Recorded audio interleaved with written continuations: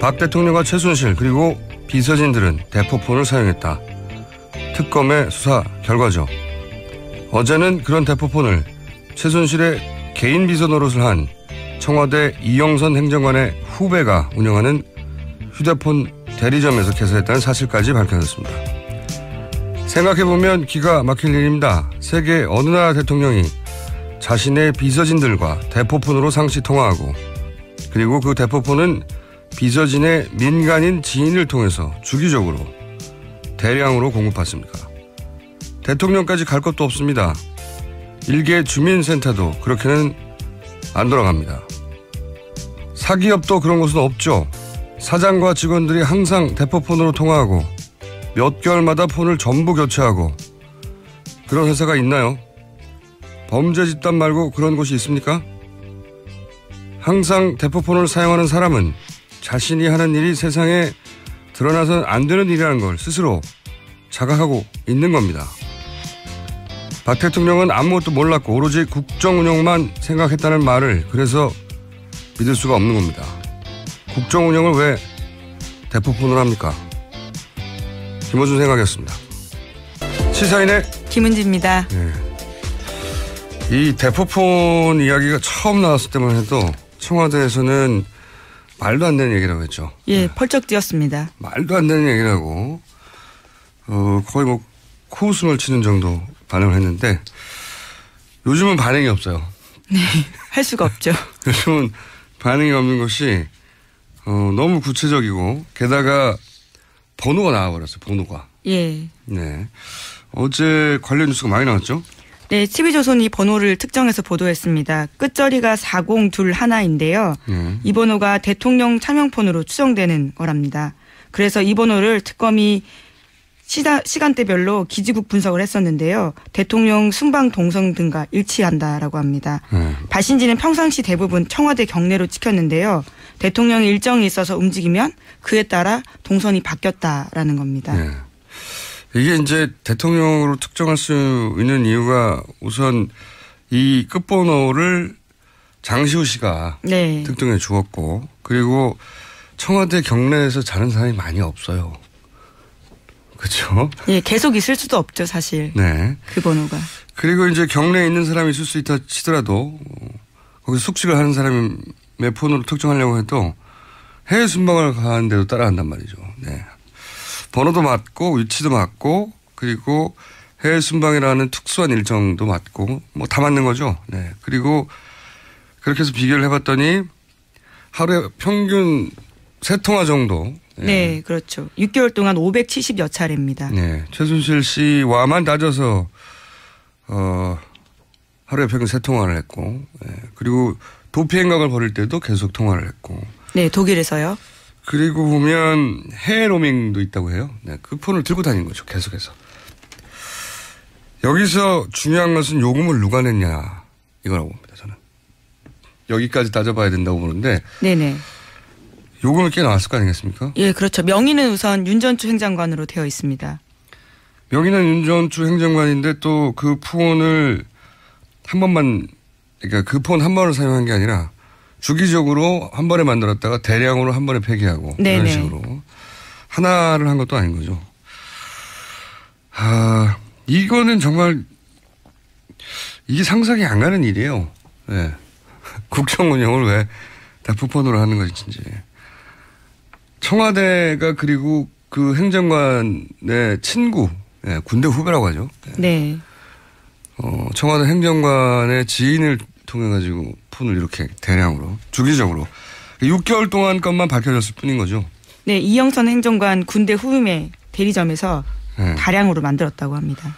주기적으로 한 번에 만들고 한 번에 폐기했다고 하니까요. 요금을 누가 냈냐 이거 밝혀줘야 된다고 봅니다. 요금을 누가 냈냐. 이것도 뇌물 아닌가요? 만약에 최순실 씨 쪽에서 내줬다면요. 네. 뇌물죄가 되죠. 대납이니까요. 현금으로 했다니까 요금이 어떻게 정산이 됐는지 현금으로 냈을까 어떻게 했을까요? 궁금하네. 보통은 우리 계좌에 연결하거나 카드로 예, 하거나 하잖아요. 통신요금은 귀찮아서 통상 그렇게 하죠. 근데 이 경우는 그렇게 하지 않았을 것 같아요. 6개월밖에 하지 않으니까 그럴 수 있겠네요. 어떻게 했을까요? 이것까지 밝혀내면 더 재밌는 뉴스가 될 것 같은데 일단 번호까지 나왔습니다. 자, 다음 뉴스는요. 네, 관련해서 최순실 씨가요. 대포폰을 애용했지만 독일 도피 중에는 또 보이스톡을 사용했다라고 합니다. 언론과 당국의 수배를 피하기 위해서라는 식의 경향신문 보도입니다. 제가 알기로는 이게 보이스톡이 기술적으로 보완이 안 돼요. 네. IT 전문가는 주변에 없었나 봐요. 네. 여하간 이 통화를 잡히지 않기 위해서 무지 노력을 했다는 거죠. 네. 무지 노력을 했고 차면폰은 그중에 일부인 것이고 보이스톡도 사용을 했고 그러니까 일반적인 통화는 하지 않으려고 했다는 거죠. 알려진 번호로는. 네네. 결코. 그러니까 범죄 집단을 떠올리는 겁니다. 그런 경우가 어딨어요. 회사에서도 그렇게 안 해요. 저는 이런 경우를 들어본 적이 없어요. 회사 사장이 항상 직원들과 대포폰으로만 통화한다. 주기적으로. 그런 회사도 없습니다. 회사도 없는 일이고 무슨 어떤 정부 부처는 항상 그 부처는 항상 대포폰으로 회의한다. 말이 안 되잖아요. 근데 하물며 청와대에서 이런 식으로 주기적으로 했다는 건 자기들이 하는 일이 이게 이상한 일이라는 걸 알았던 거죠. 너무나 자명하게도. 왜냐하면 이게 보안폰이 있거든요, 따로. 네, 그렇죠. 지급을 합니다, 청와대에서. 네. 물론 최순실 씨한테는 지급하지 않습니다. 그러니까요. 그러니까 예. 들키지 않아야 말아야 하는 일이라는 걸 들키면 안 된다는 걸 알고 있었던 거죠. 너무나 자명하게도. 그런데 국정 운영만 했다고 하니까 믿을 수가 없는 겁니다. 말이 안 되는 거죠. 이 대포폰 만약에 취임 이후부터 계속 다 추적해낼 수 있다면 어마어마한 양이 나올 것 같아요. 네. 청문회 때도요. 차은택 씨 같은 경우에도 자기가 대포폰 전해받았다라고 이야기했고요. 최순실 씨한테요. 뿐만 아니라 최순실 씨와 함께 일하는 사람들은 다 하나씩 가지고 오라고 했다고 합니다. 그런 것만 보더라도요. 실물이 없어서 그렇지 번호가 어마어마한 거죠. 그러니까요. 같은 시간대만 하더라도 막 10개씩 휴대폰에서 나오고 그랬대잖아요. 네. 그래서 이제 본인도 헷갈리니까 거기 뭐 스티커 하나 뭘 붙여놨다면서요? 예, 반창고 붙여놓은 건 실제로 제가 봤습니다. 워낙 개수가 많다 보니까요. 쓰다가 버린 것 중에 일부를 확보하신 거죠? 예, 디자인에서. 예, 반창고가 붙어있다고 합니다. 무슨 반창고예요? 예, 그때 뽀로로 반창고였습니다. 뽀로로 반창고. 꽤 귀여운. 예. 그래서 이제 뽀로로 그림에 따라서 구분을 하는군요. 이 사람은 뭐 집에 반창고가 다양한 종류가 있지 않다 보니까 네. 그 당시에 뽀로로 반창고가 잘 나갔던 것 같습니다. 그래서 그걸 붙여놓은 게 아닌가 싶습니다. 뽀로로 캐릭터가 여러 개예요? 그건 저도 잘. 그 세 개까지는 모르겠는데 어쨌든. 예. 그리고 이제 그 폰을 확보해서 보면 겨우 한 사람이나 두 사람이나 세 사람 많아봐야. 네, 그렇죠. 그 폰으로는 그 사람들하고만 통화하는 거죠? 네, 맞습니다. 특정인의 번호만 넣어주고요. 상대방도 아마 대포폰 번호이기 때문에요. 기억을 못할 겁니다. 그렇기 때문에 입력을 해서 그렇게 전해주는 거죠. 이 폰으로는 이것만 해라. 제가 보기에는 말이죠. 이거는 그 조직범죄 아니면 간첩이에요. 그거 외에는 이런 식의 조직적이고 주기적이고 대량의 대포폰을 사용하는 케이스는 있을 수가 없는데 그걸 대통령이 사용했다고 하니까 이게 황당한 거죠. 이런 뉴스에는 왜 청와대 응답이 없답니까? 처음에 대포폰 얘기 나왔을 때만 하더라도 절대 번호는 알려지지 않을 거라고 생각했던 것 같아요. 예, 그럴 수 있죠. 네, 그래서 이제 전면 부인했다가 요즘 너무 구체적이니까 대답이 없습니다. 그리고 홍보 라인에서 실제로 몰랐을 수도 있을 거란 생각도 들긴 듭니다. 어떤 선까지만 알고 그 아래로는 몰랐을 것 같아요. 예. 그래서 정말 없다고 그 당시 생각했을 수도 있지 않나라는. 네. 지금은 이제 물어봐야 되잖아요. 그렇죠. 네. 쓰셨어요? 이렇게 물어봐야 되는데 아무도 안 물어보나 봅니다. 네. 예, 정호성 전 비서관 같은 경우에도요. 헌법재판소에 나와서 대통령이 썼다라는 거 증언했거든요. 네. 입이 다 안 맞춰진 거죠. 어떤 부분은 디테일까지. 자, 다음 뉴스. 이 헌재 관련 뉴스가 요즘 쏟아지고 있어요. 또 나왔죠. 몇 가지. 네. 박 대통령 쪽은 헌법재판소가 어제까지 제출하라고 한 종합준비서면을 내지 않았습니다. 제출하지 않은 이유는 따로 말하지 않았는데요. 헌법재판소는 지난 16일 최종 변론 날짜를 정하고 종합준비서면 하루 전날까지 제출하라 이렇게 예약했거든요. 그런데 그것도 안 지킨 거죠. 네. 아니 최종 변론을 계속해서 박근혜 대통령 변호인단 요청에 따라서 연기해 왔어요. 22일을 24일로 바꿔주고 24일을 27일로 바꿔줬는데 또 27일에 최종 그 종합 준비 서면을 내라고 했는데도 또 안 지킨 겁니다. 네. 예. 변론에 맞춰서 준비 서면 내야 되는데요. 안 낸 거죠. 여기 헌재가 하라고 하는 일을 안 해요. 헌재를 이렇게까지 무시하기엔 상상할 수 없는 일인데. 네, 재판부는 소송 지휘권이라고 해서요. 기본적으로 이렇게 재판을 진행할 수 있는 권리를 가지고 있습니다. 네, 아무것도 안 지켜요. 아무것도. 그렇죠. 무시하는 거죠. 네, 제가 피고인으로 많이 서봤지 않습니까? 안 지키기 어려워요. 사법부가 결정을 하면 사법부의 심기를 건드리지 않기 위해서 가능하면 모든 걸 지키거든요. 근데 여기서는 뭐 한두 번이 아니고 몇 번째입니까? 안 지켜요 그냥. 아무 말도 없이 이유도 말을 안 합니다. 네, 그냥 안 지킵니다. 어떻게든 계속 연기하려고 하는 거죠. 3월 13일 어떻게든 연기하려고 한 건데 그 과정에서 말도 막혀요. 이게 박근혜 대통령의 변호인 측에서 나온 이야기로 알고 있는데 만약에 탄핵이 되면 이게 서울이 피로 덮일 것이다. 예, 피와 눈물로 덮인다. 뭐 이런 이야기를 했죠. 이건 정말 상상하기 어려운 발언입니다. 이거는 그 소위 이제 맞불 집회를 직접 발언을 들어보신 분들이 있는지 모르겠는데 거기 보면 정말 과격한 발언 많이 나오거든요. 총으로 쏴서 죽여야 된다는 얘기도 나와요. 정말로. 네, 동시대를 살고 있는 시민인가라는 생각이 들 정도로. 발언의 수위가 뭐 탄핵은 안 된다. 그런 게 아닙니다. 총으로 쏴서 죽여야 된다 이런 발언들 막 나오거든요. 그 발언하고 정확하게 맥을 같이 하는 피로 덮일 것이라는 말을 어떻게 헌재 재판소에서 대통령 변호인 측이 얘기를 합니까? 이거 변호인 측이 한 얘기예요. 서울이 피와 눈물로 덮일 것이다. 이게 보통 일이 아닙니다. 이 양반들이 무슨 생각을 하는 건지. 자, 그래서 헌재 재판관들이 이제 경호인을 배치했죠. 예. 네, 그렇습니다. 경호를 대폭 강화해서요. 재판관 1명당 권총 등으로 무장한 3명의 경호 인력을 붙여서 24시간 근접 경호한다라고 합니다. 실탄도 장전했다고 그러는데. 예. 어제 제가 이제 문재인 전 대표 관련 경호 배치했다는 단독을 했더니 보도가 나왔지 않습니까? 사실 맞아요. 근데 이제 그걸 농담으로만 생각하거나 이제 일종의 블랙메일로만 생각할 수 없을 정도로 자세한 얘기가 있어서 심각하게 받아들였다고 하는데, 헌재 재판관들한테 실탄을 장전해서 3명의 경호 인력을 붙였다. 이거가 만약에 한 달 전에 이런 뉴스가 나왔으면 이거 오버한다고 그랬겠죠. 뭐 이렇게 오버까지 하냐고. 장난이 아닙니다. 예. 좀 뜬금없는 곁가지 얘기를 했는데 제가 이제 제보자를 많이 만나는 직업이잖아요. 제보자를 각종 수의 제보자를 많이 만나봤어요. 조용히 은밀히. 이게 비밀이 가장 많이 새는 곳이 어디냐면 첫 번째가 운전기사입니다. 아, 그렇죠. 네. 저도 운전기사 많이 만나봤어요. 운전기사가 이제 차 안에서 무심코 통화를 하는 거죠. 네. 동선도 다 알고 계시고요. 기사님들께서는. 네. 그래서 운전기사를 통해서 비밀이 많이 나오고 두 번째가 경호 인력입니다. 예.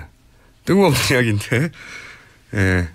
이 헌재 재판관님들의 이제 발언 하나하나가 굉장히 민감하고 앞으로 탄핵 결론이 어떻게 날지에 단서를 얻을 수 있는 유일한 분들이잖아요. 8분이. 자, 이 경호 인력 앞에서는 발언을 조심해 주십시오. 제 경험상 운전기사와 경호 인력을 통해서 중요한 비밀이 많이 나오더라. 네, 기자들의 핵심 취재원이기도 합니다. 네, 그 사람들한테 달려가서 물어보거든요. 네. 거기서 많이 나와요. 의외로. 뭐 주무실 때 제외하고 그렇죠? 네. 거의 같이 있는 분들이다 보니까 그리고 이제 항상 앞에 있으면 방심을 하게 되죠. 자기를 도와주는 사람들이라고 생각하고 그래서 무심코 통화하거나 얘기하는 과정에 작은 단서들 이걸 통해서 이제 기자들이 많이 보도를 하죠, 뭔가. 예, 그리고 어디 갔는지, 누굴 만났는지 그 정도 정보도 굉장히 중요하거든요. 누굴 만났는지 모르고 통화하는 것만 들어도 통화를 하다 보면 옆에 운전기사나 경호 인력이 있다는 걸 깜빡하고 뭔가 속내를 말하는 경우가 있어요. 네. 이분들을 잘 경호해 주시고 그리고 재판관님들은 경호 인력 앞에서 판결과 관련된 이야기를 안 하시는 게 좋다. 뭐가 나온다, 이거. 네. 제 경험상 드리는 말씀입니다. 네. 자, 헌재 관련 뉴스 또 있습니까? 네, 어제 김평우 변호사 막말 많이 전해드렸는데요. 이와 관련해서 대한변호사협회가 신임 변협 회장이 나오는데요. 김현 변호사가 다음 주에 김평우 변호사에 대해서 징계위원회에 회부할지 논의하겠다 이렇게 밝혔습니다. 이거 우리나라 사법 역사에 아마 길이 나올 겁니다. 예.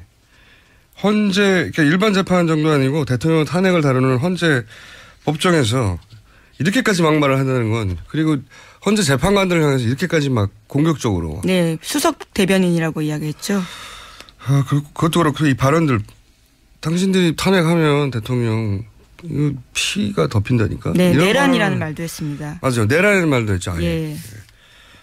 이거는 헌재를 무시해도 이렇게까지 무시할 수 있는지 상상할 수 없는 일이거든요. 저는 재판관들을 이렇게까지 자극하는 이유를 이해할 수가 없어요. 기본적으로는 이제 박근혜 대통령을 지지하는 맞불 집회에게 보내는 메시지죠, 우선은. 그렇다고 해도 그렇죠. 그거는 밖에 나와서 기자회견을 하던가, 헌재 재판정에서, 이거 제가 요즘도 저는 재판을 받고 있거든요. 변호사들이 화제예요, 화제. 왜 이렇게 하느냐. 예, 왜냐면 법조인들은 너무나 이해할 수 없기 때문에 이렇게 하는 게 너무 이해가 안 간다고. 화제예요, 다들. 정말 이상한 일이고 너무 극단적이어서 변협까지 나선 거죠. 네, 김평우 변호사가 대한변협 회장 출신인데요. 대한변협에서 징계를 논의하겠다라고 한 거죠. 한마디로 자기 편을 더 격동시키려고 하는 건데 그렇다고 해도 이렇게까지 하나. 사법 역사에 아마 길이 남을 겁니다. 그러니까 이 재판관들도 얼마나 스트레스를 받겠어요. 이해할 수 없습니다. 자, 다음 뉴스는요? 네, 황교안 권한대행이요. 특검법 개정안 처리가 무산된 어제에도 수사기간 연장과 관련해서는 아무런 입장을 내놓지 않았습니다. 추가로 내놓을 입장이 없다라고 밝혔는데요. 여전히 면밀히 검토 중이다라고만 합니다. 면밀 검토를 한 달 내내 합니까? 어차피 안 할 거면서. 다음 뉴스는요? 네, 경향신문이 아침에 보도한 바인데요. 특검이 최순실 씨가 숨겨놓은 재산 100억 원대를 찾았다라는 겁니다. 재산은 애초에 수천억 원대로 알려져 있었는데요. 관련 규정 미비로 찾는 게 쉽진 않았다라고 합니다. 최태민 재산 같은 경우에는 공소시효가 지났기 때문에 관련 기관에 관련해서 협조가 쉽지 않았고요. 또 영장도 잘 발부되지 않았다라고 합니다. 이게 이제 영장 없이 기존의 자료를 잘 살펴보는 것으로 찾은 게 100억대라는 겁니다. 예, 지금 특검이 막 영장도 발부하고 숨겨진 재산을 적극적으로 찾을 수 있는 수단이 별로 없었어요. 예, 그래서 기존 자료를 잘 살피고 하는 것으로 그것만으로 추가 100억대를 찾아낸 거라는 거죠. 예, 큰 덩어리는 해외에 있다고 다들 추정을 하고 있고 국내에 있는 것은 제가 보기엔 현물들이 아닐까. 최태민 씨의 아들 최재석 씨요? 네, 최재석 씨를 통해서 얘기됐던 게 이제 특히 이제 인상에 남는 금괴 얘기 있지 않습니까? 금괴가 어마어마한 두께로 있었다. 금괴에는 다 1년 번호가 있거든요. 그래서 이제 이런 이야기가 나오면 꼭 비자금 금괴 얘기가 나와요. 현금화 할 수가 있으니까. 근데 금괴는 처리할 때 제가 알기로는 중간에 이제 브로커들이 금괴를 삽니다. 사가지고 녹여요. 녹이는데 왜냐하면 1년 번호면 추적이 되잖아요. 금괴를 녹이는데 녹이면 가격이 확 떨어져요. 확 떨어지지만 수수료를 중간에 받고 거래를 할 수 있을 만큼 만약에 이게 금괴가 1억짜리다. 그러면 한 7천만 원, 6천만 원에 사는 거죠. 그런 다음에 넘겨도 이익이 남을 만큼. 저는 금괴가 궁금합니다. 금괴는 번호가 있거든요. 번호를 보면 주인이나 혹은 연도를 알 수 있어요. 금괴가 어디 있을 것 같은데 어디 있는지 모르겠어요. 이게 무거워가지고 함부로 옮길 수도 없는 것이고 해외를 빼내기도 어렵거든요. 금괴는. 어딘가에서 금괴가 나올 텐데 거기까지 아직 못 가고 그냥 자료를 잘 찾아봤더니 100억대가 있더라. 예, 추가로요. 네, 추가로 관련된 뉴스가 있나요? 네, 어제 노웅래 의원도 관련된 이야기를 국회 본회의에서 했었는데요. 박정희 정권의 스위스 비자금 의혹에 대해서 실체를 밝히고 불법 자금을 환수해야 된다라는 건데. 국회에서 드디어 이런 말도 나오는군요, 이제. 예. 이거가 본체죠, 본체. 예, 그런 의혹이죠. 의혹의 본체가 박정희 정권 당시의 비자금이 스위스에 있는 거 아니냐. 이런 이야기는 뭐 오래전부터 있었죠. 예. 네, 그 근거가요. 프레이저 보고서입니다. 유명한 보고서죠. 예. 예. 이게 이제 짧게 말씀드리면 박정희 정권 시절에 독재 정권에 대한 그 미 의회의 반감이 있었어요. 분위기가 안 좋았어요. 그래서 박동선 씨라고 로비스트를 통해 가지고 미국 의회에 현금을 막 풀죠. 네, 로비를 하죠. 네. 네. 100만 달러씩 막 풀어가지고 당시 박정희 정권이 미국 의회의 국회의원들에게 현금을 풀었다 하는 사건이 코리아 게이트. 네, 1976년에 있었습니다. 터집니다. 그러자 이제 미 하원에서 프레이저가 위원장이에요, 당시. 예. 위원장이 나서서 관련 조사를 합니다. 관련 조사를 했더니 그때 이런 내용이 나오죠. 박정희 정권이 해외 차관인가요? 예. 네, 해외 차관이나 투자 자금을 들어오면서. 네. ODA죠, ODA. 생각해보니까 이게 ODA입니다. ODA, 우리가 이제 받는 입장이었던 거죠. 그렇죠. 그때는 네. 수혜국이었습니다. 네. 그런 차관이 들어올 때 이제 커미션을 중간에 떼가지고 10에서 15% 정도요. 그렇게 조성한 자금을 당시 은행 이름도 나와요. 스위스 어디였죠? 유니언뱅크입니다. 등. 그런 등등. 예. 에다가 비밀 계좌를 개설해서 그때 당시 얼마를 이건 이제 미 의회가 조사해서 보고한 내용이에요. 예. 이거에 근거하여 비자금이 지금으로 따지면 수조가 될 정도의 비자금이 있다는 얘기는 오래전부터 있었죠. 네. 근데 이걸 한 번도 우리 정부가 혹은 우리 국회가 이걸 추정한 적은 없어요. 혹시 그런데 처음으로 이런 얘기가 나왔네요. 자, 이거 관련해서 자서전을 쓴 분도 있었어요. 당시에 기자 김명자 씨인가? 문명자 기자. 문명자. 예. 재미 언론인이었습니다. 네. 그분이 구체적으로 관련 취재를 한 것도 있었어요. 네. 이번은 돌아가셨는데 박근혜 대통령이 이걸 알았다라고 네네. 하는 자신의 취재기를 책으로 썼죠. 네, 어제 그 관련 내용도요. 노웅래 의원이 이야기했습니다. 뭐라고 했습니까? 11.6 이후에요. 박 대통령이 보안 요원 5명과 함께 스위스를 방문해서 비밀 계좌의 예금주 이름을 바꿨고 동행한 이들에게 사례비로 5만 달러씩 줬다라는 제보를 받았다라는 거죠. 저도 이 관련 취재를 해본 적이 있어요. 다음에 얘기하죠. 네. 취재를 해본 적이 있습니다. 네. 이런 제보를 할 만한 분들이 나이가 너무 많아요, 이제. 관련 사실을 알거나 들었거나 하는 분들도 나이가 굉장히 많고, 여하간 이런 게 굉장히 구체적인 정황으로 있긴 있어요. 근데 이걸 어떻게 찾아내겠어요? 네, 그래서 어제 노웅래 의원도요, 국회에서 그런 이야기를 한 것 같습니다. 자유발언으로요. 이게 과연 찾아질 수 있을지는 모르겠으나, 대단히 구체적인 정황으로 혹은 책으로 혹은 증언으로 자료가 남아있긴 합니다. 실제 스위스은행이 이걸 인정할 리는 없을 테니까 찾을 방법은 저도 모르겠어요. 찾으려고 노력해봤는데 굉장히 어려운 일이더라고요. 예. 자, 제목 정도 하나 둘 읽을 수 있을 것 같습니다. 네, 어제 MBN 보던데요. 최순실 씨가 삼성이 돈 안 주면 다 같이 죽는다 이런 이야기를 했다고 합니다. 지난해 9월에요. 돈을 안 주면 다 같이 죽는다는 얘기는 이게 이제 비밀이 지켜질 수 없다 이런 얘기겠죠? 협박이네요. 네. 최순실 씨 답네요. 그리고 그러면서 했던 말 나온 거 없습니까? 최순실 씨가 한 말요? 그러면서 또 박원호 전 승마협회 전무한테 이런 이야기도 했다는데요. 자신이 삼성 합병 도와줬는데 은혜도 모른다라고 화를 내면서 삼성이 대통령한테 말 사준다고 했지 언제 빌려준다고 했냐라고 또 따졌다라고 합니다. 그 저희가 며칠째 얘기했던 그게 말 세탁이 아니고 말 소유권 이전을 주장하는 최순실 씨의 그 끝을 알 수 없는 욕심. 결코 포기하지 않는 한계가 없는 욕심.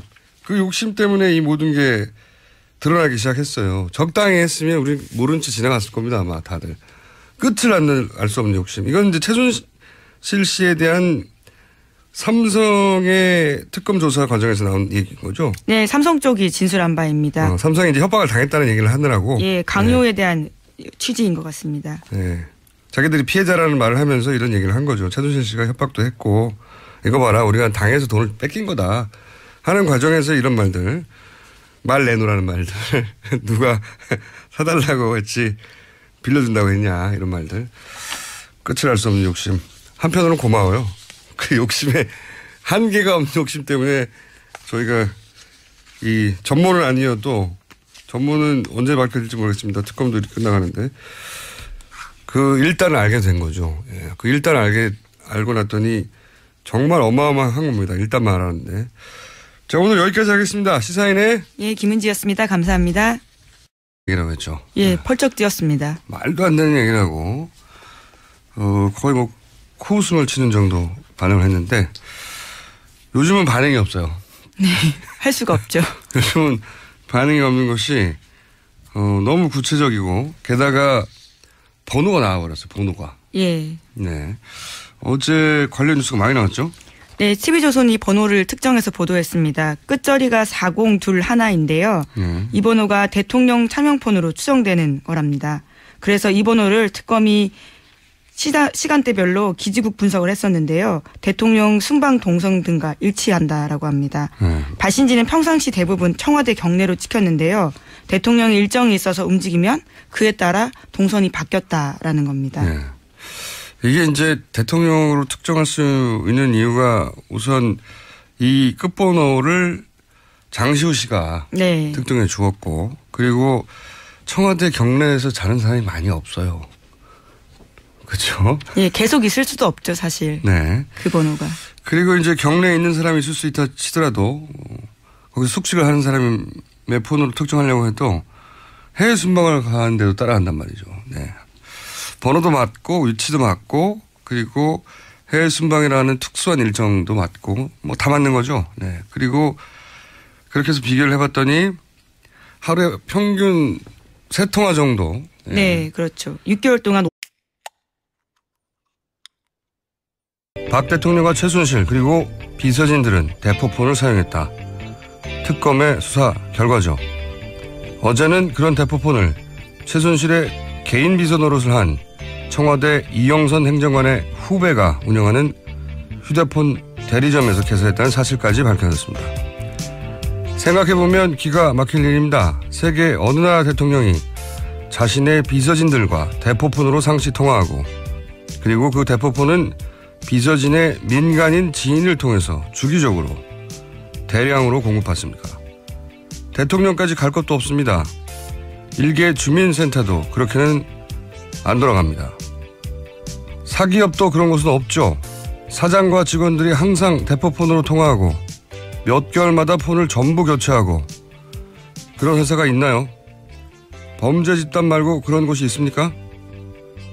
항상 대포폰을 사용하는 사람은 자신이 하는 일이 세상에 드러나서는 안 되는 일이라는 걸 스스로 자각하고 있는 겁니다.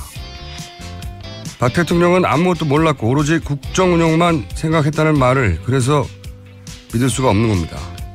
국정 운영을 왜 대포폰으로 합니까? 김어준 생각이었습니다. 시사인의 김은지입니다. 네. 이 대포폰 이야기가 처음 나왔을 때만 해도 청와대에서는 말도 안 되는 일단이니까 요금이 어떻게 정산이 됐는지 현금으로 냈을까 어떻게 했을까요? 궁금하네. 보통은 우리 계좌에 연결하거나 카드로 예, 하거나 통신요금은 귀찮아서 통상 그렇게 하죠. 근데 이 경우는 그렇게 하지 않았을 것 같아요. 6개월밖에 하지 않으니까 그럴 수 있겠네요. 어떻게 했을까요? 이것까지 밝혀내면 더 재밌는 뉴스가 될 것 같은데 일단 번호까지 나왔습니다. 자, 다음 뉴스는요? 네, 관련해서 최순실 씨가요. 대포폰을 애용했지만 독일 도피 중에는 또 보이스톡을 사용했다라고 합니다. 언론과 당국의 수배를 쫓기 위해서 피하기 위해서라는 식의 경향신문 보도입니다. 제가 알기로는 이게 보이스톡이 기술적으로 보완이 안 돼요. 네. IT 전문가는 주변에 없었나 봐요. 네. 약간 이 통화를 잡히지 않기 위해서 무지 노력을 했다는 거죠. 네. 무지 노력을 했고 차면폰은 그 중에 일부인 것이고 보이스톡도 사용을 했고 그러니까 일반적인 통화는 하지 않으려고 했다는 거죠. 알려진 번호로는. 네네. 결코. 그러니까 범죄 집단을 떠올리는 겁니다. 그런 경우가 어딨어요. 회사에서도 그렇게 안 해요. 저는 이런 경우를 들어본 적이 없어요. 회사 사장이 항상 직원들과 대포폰으로만 통화한다. 주기적으로. 그런 회사도 없습니다. 회사도 없는 일이고 무슨 어떤 정부 부처는 항상 그 부처는 항상 대포폰으로 회의한다. 말이 안 되잖아요. 근데 하물며 청와대에서 이런 식으로 주기적으로 했다는 건 자기들이 하는 일이 이게 이상한 일이라는 걸 알았던 거죠. 너무나 자명하게도.